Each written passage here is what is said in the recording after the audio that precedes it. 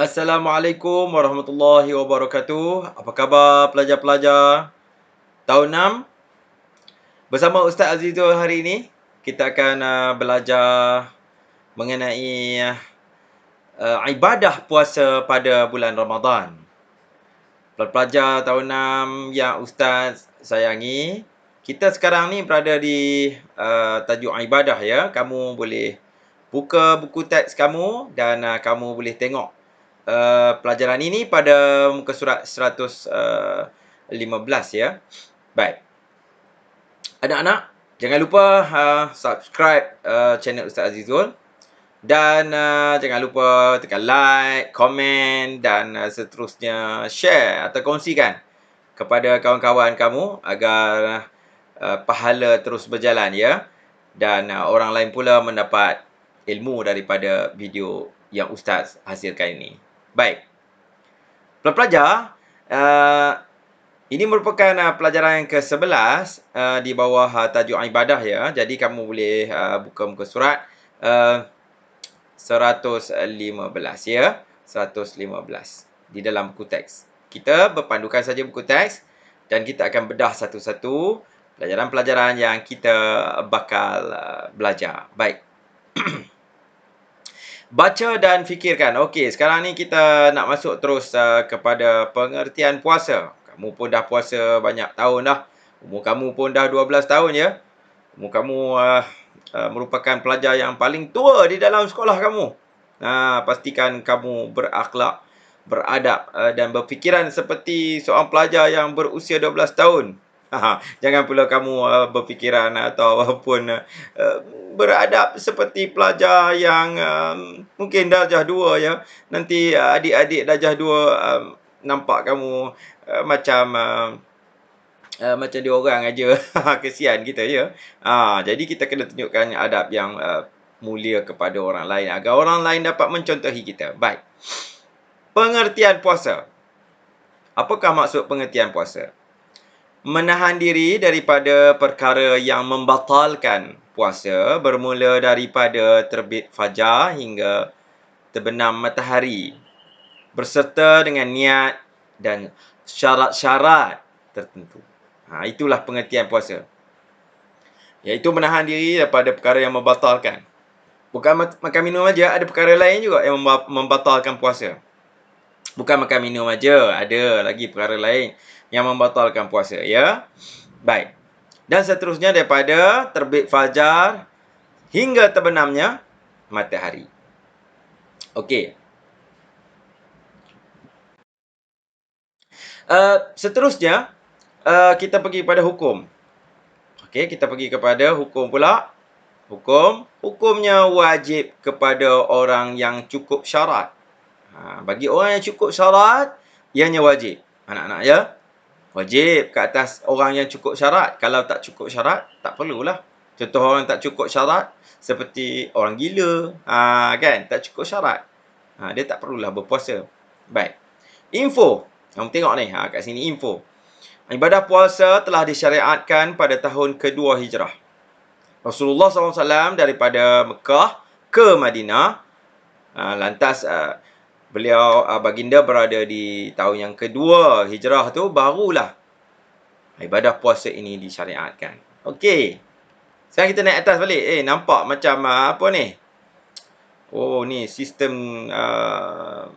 badan manusia ya. Perkumuhan organ-organ di dalam badan manusia, ataupun kita cakap apa? Sistem pencernaan. Pencernaan makanan kita makan, jadi akan dicernakan. Puasa merehatkan sistem pencernaan.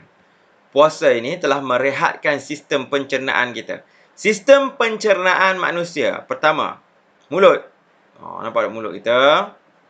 Mulut kita. Kedua, kerongkong. Saluran esophagus dan sebagainya. Ni kamu belajar dalam sains ni. Kita cuma rentas kurikulum aja.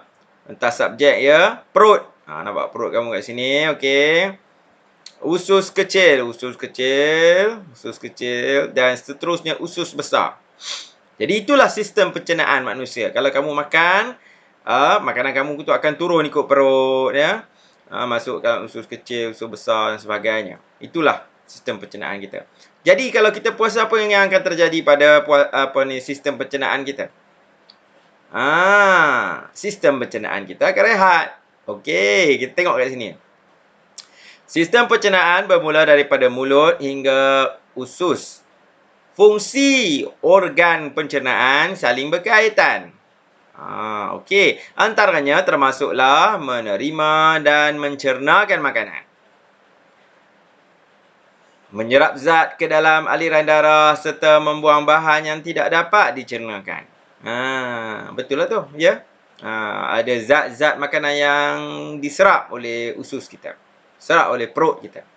Lantas yang tak dapat diserap itu dia, maka jadilah ia bahan terkumuh, ataupun kita cakap senanglah, jadilah tahi lah. Kan? Okey. Terdapat juga organ lain seperti hati yang berhubung dengan organ pencernaan. Pankreas pula menghasilkan enzim pencernaan. Empedu perlu untuk membantu pencernaan dan penyerapan lemak.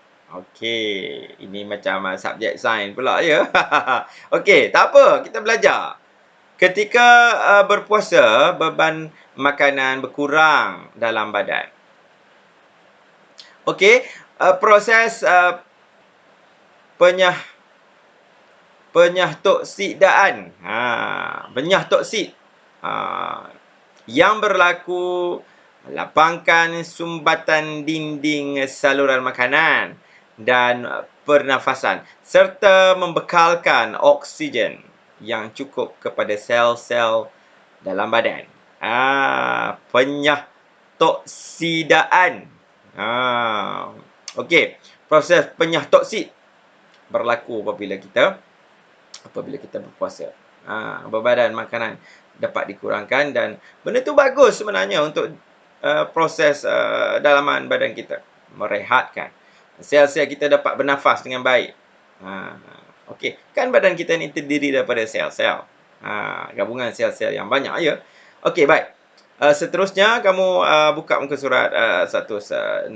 Okey. Kita tengok kat sini. Ini dalil nakli. Dalil nakli puasa. Kita baca dulu yang ni, ya. A'udzu billahi minasyaitonir rajim. Ya ayyuhalladzina amanu kutiba alaikumus shiyam kama kutiba alal ladzina min qablikum la'allakum tattaqun. Okey, baik. Ayat daripada surah Al-Baqarah, ayat 183. Kamu pun pernah dengar berkali-kali. Ustaz percaya. Apa maksudnya? Di dalam Al-Quran, Allah Subhanahu Wa Taala telah berfirman, maksudnya, wahai orang yang beriman, kamu diwajibkan berpuasa sebagaimana yang diwajibkan ke atas orang-orang yang terdahulu daripada kamu, supaya kamu bertakwa. Nampak tak? Allah Subhanahu Wa Taala kata kamu ni kena wajib puasa sebab orang terdahulu kamu pun berpuasa. Jadi mudah-mudahan kamu jadi orang bertakwa. Macam orang dulu-dulu sebelum kamu berpuasa juga. Kan? Okey, sekarang kita pergi kepada syarat wajib puasa. Syarat wajib puasa pertama, Islam. Kalau dia Islam, pertama dia Islam, dia orang Islam, dia wajib puasalah. Wajib ke atas dia puasa. Kalau dia orang kafir, kalau dia bukan orang Islam, tak payahlah puasa. Dia kena masuk Islam dululah, ya. Nombor 2, berakal. Dia kena ada akal.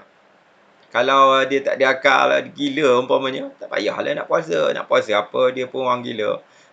Kan? Seterusnya, baligh, sampai umur ni. Dia ni sampai dah umur. Ustaz percaya kamu, kalau yang perempuan ni dah ada yang sampai umur. Kalau lelaki pun dah ada juga yang sampai umur. Baligh. Barulah wajib puasa. Kalau baby tu, orang Islam tu, baby tu, bayi yang baru lahir tu, wajib tak puasa kat atas dia? Tak wajib, sebab dia belum baligh. suruh baby puasa. Tak ke menyeksa dia. Kan?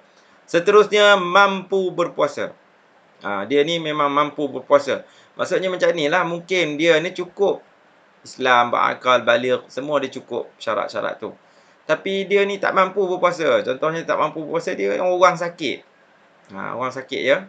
Dia kena makan ubat. Kalau dia puasa nanti, penyakitnya bertambah parah lah ya. Okey. Maka tak payahlah puasa ya. Ada cara lain lah. Dia kena gantikan puasa dia. Dia kena bayar fidyah dan sebagainya. Okey, baik. Kita teruskan tengok dekat sini.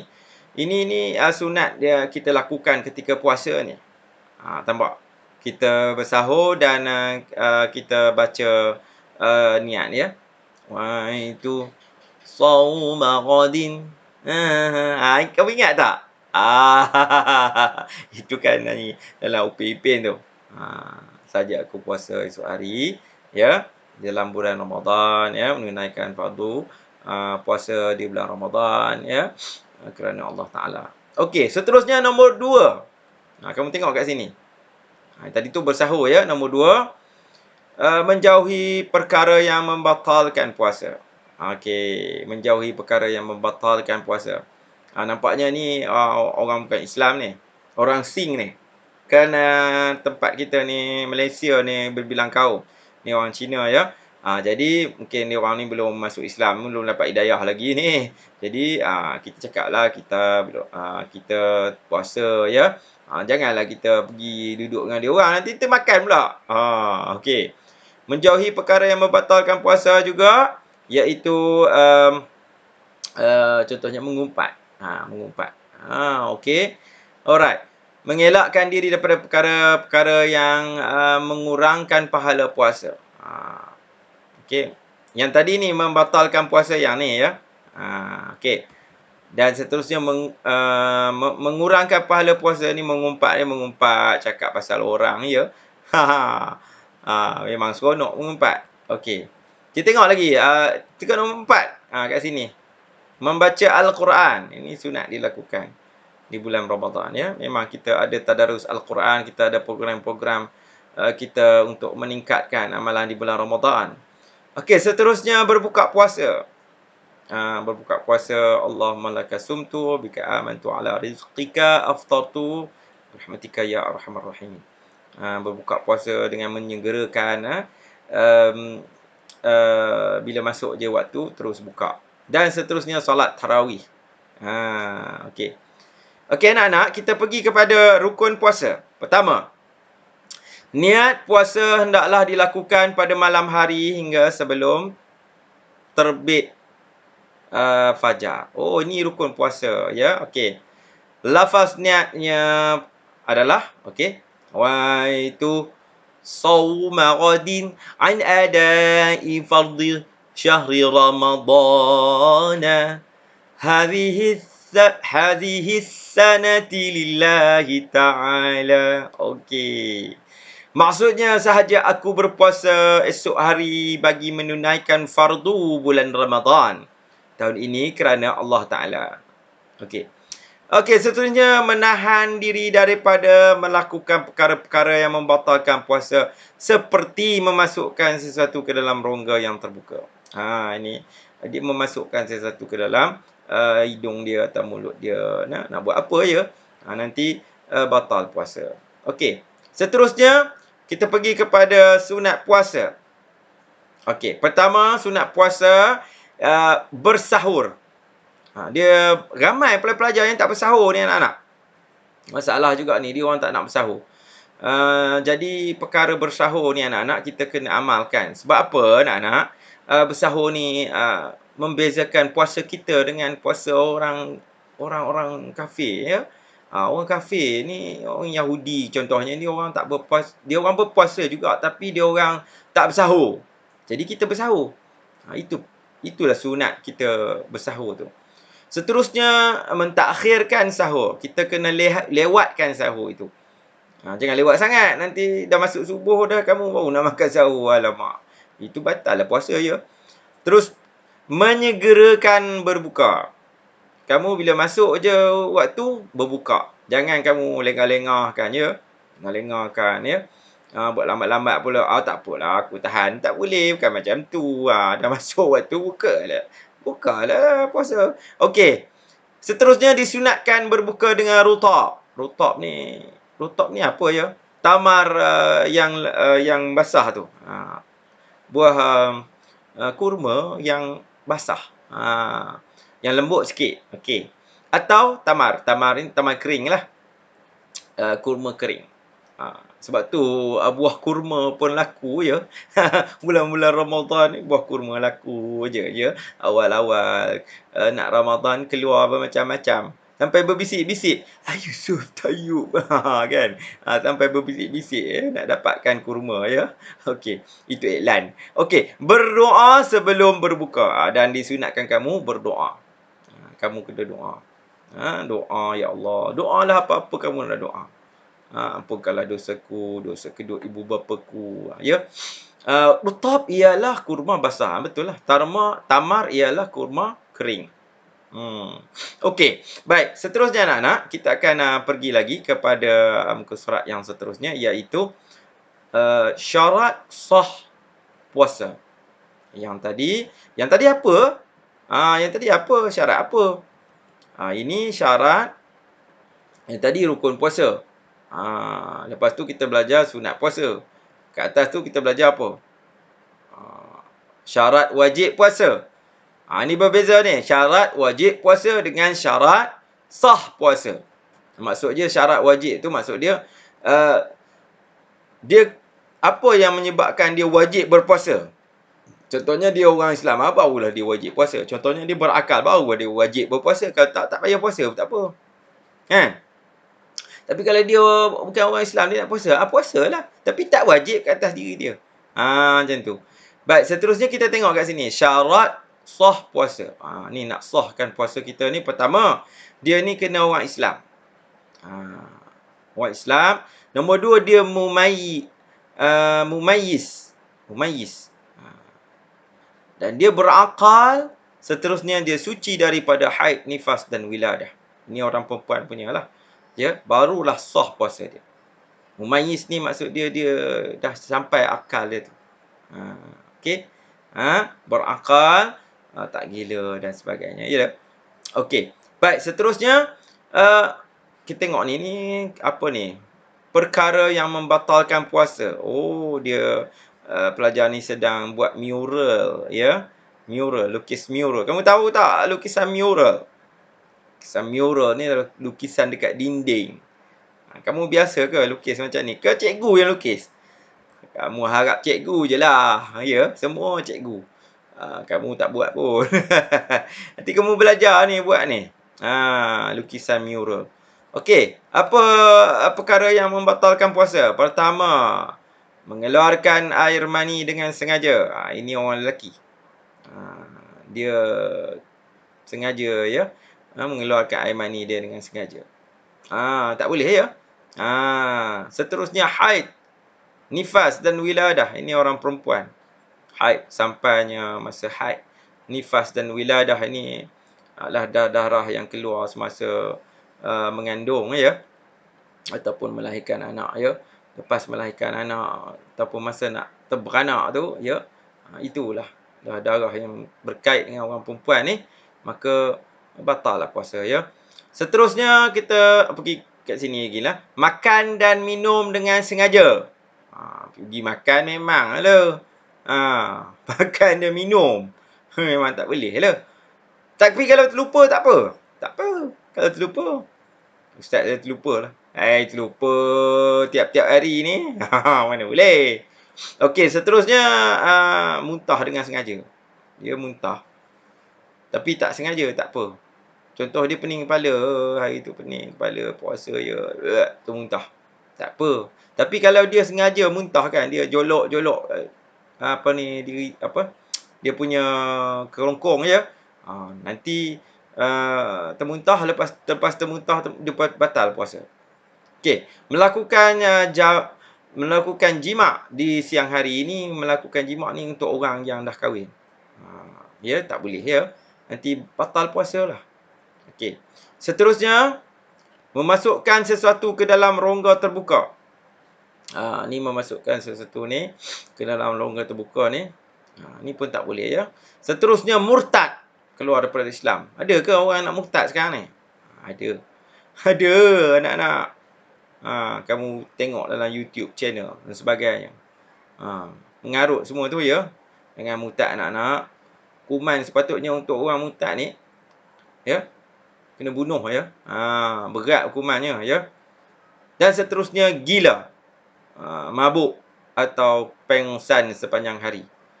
Gila, tiba-tiba jadi gila. Macam mana?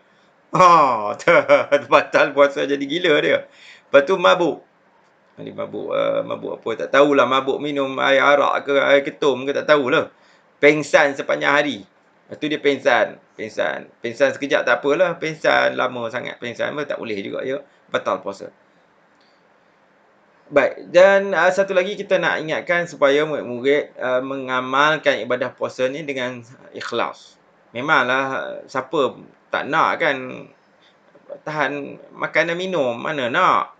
Kan, baik kita makan, baik kita minum, kenapa pula? Kerana Allah Ta'ala nak mengajar kita anak-anak. Kerana Allah Ta'ala nak mengajar kita supaya melatih diri kita. Pertama, mengetahui orang lain pun ada yang hidupnya susah. Itu kalau segi zahir dan zahirnya macam tu lah. Ni orang tak makan, tak minum, macam tu lah perasaannya. Kalau yang kedua, ikhlas dari segi dalaman kita ni, kita tahu. Kita nak melatih diri kita supaya bersabar, ya.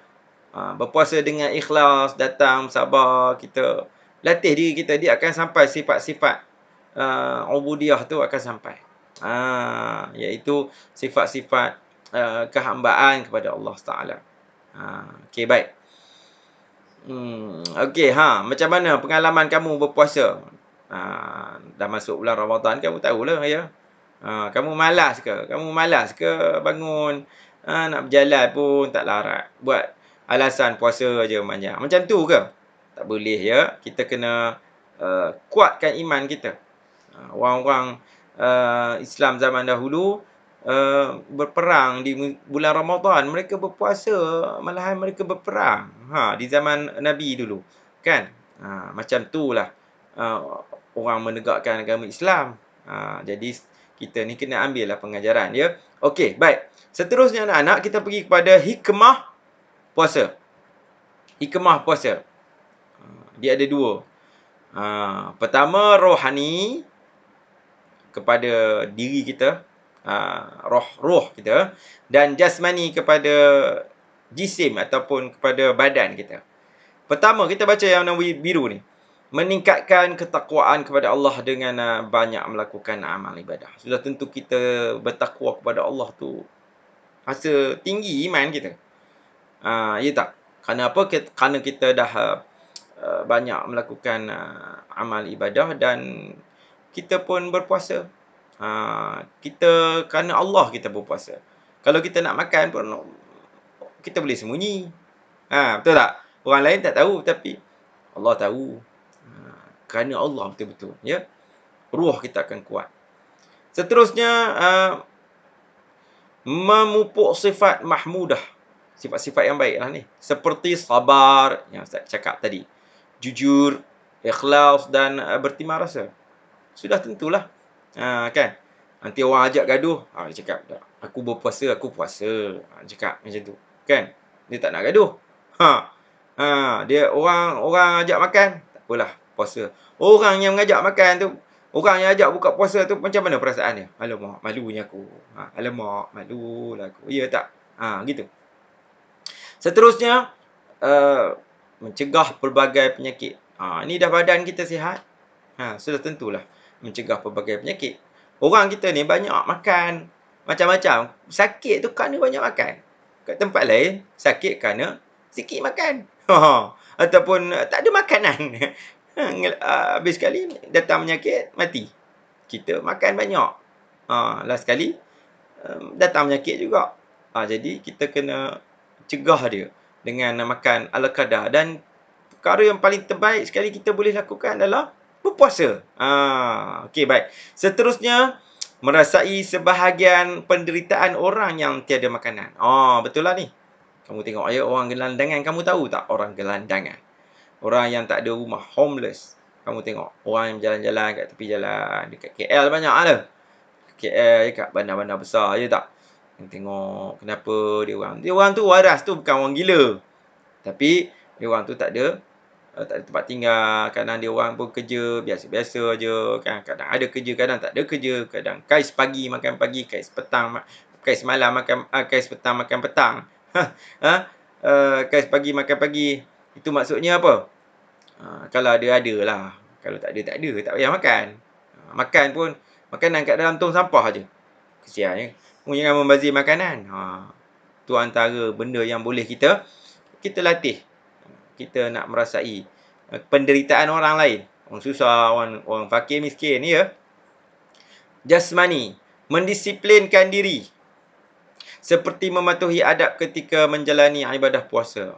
Dia disiplin diri dia. Bagus ni disiplin ni. Dia amanah terhadap diri dia. Dia tak makan, dia tak minum, dia tak melakukan perkara-perkara yang boleh membatalkan puasa. Okey. Seterusnya, mendidik diri mengawal hawa nafsu seperti menjauhi larangan Allah Ta'ala. Sudah tentulah ya. Dia jauhi larangan Allah Ta'ala. Apa Allah Ta'ala suruh, dia buat. Yang dia larang, dia tinggalkan. Dia buat benda tu pada bulan Ramadan. Dia mulakan pada bulan Ramadan. Lagi bagus. Sebab bulan Ramadan ni bulan tarbiyah. Ataupun bulan madrasah. Bulan sekolah untuk rohani kita. Untuk diri kita. Ataupun untuk mendidik. Okey. Merehatkan organ dalaman. Menurunkan kadar lemak dan tekanan darah ketika berpuasa. Bila dia berpuasa, maka tekanan darahnya pun jadi rendah dan dia akan sihat lah, insyaAllah. Banyak pakar-pakar kesihatan mengatakan bahawa orang yang berpuasa ni akan lebih sihat daripada orang yang makan memanyang. Tak? Okey, rumusan. Amalan puasa yang dilakukan dengan ikhlas dapat meningkatkan ketakwaan kepada Allah dan memberikan kebahagiaan di dunia dan di akhirat. Nilai menunaikan ibadah dengan ikhlas. Okey.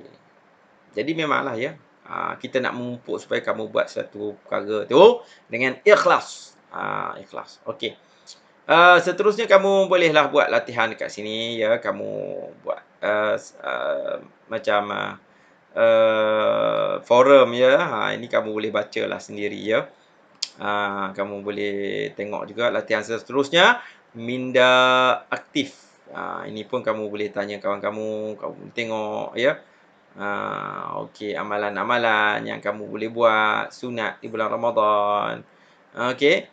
Jadi sekadar itu dahulu Ustaz rasa sampai setakat itu dulu.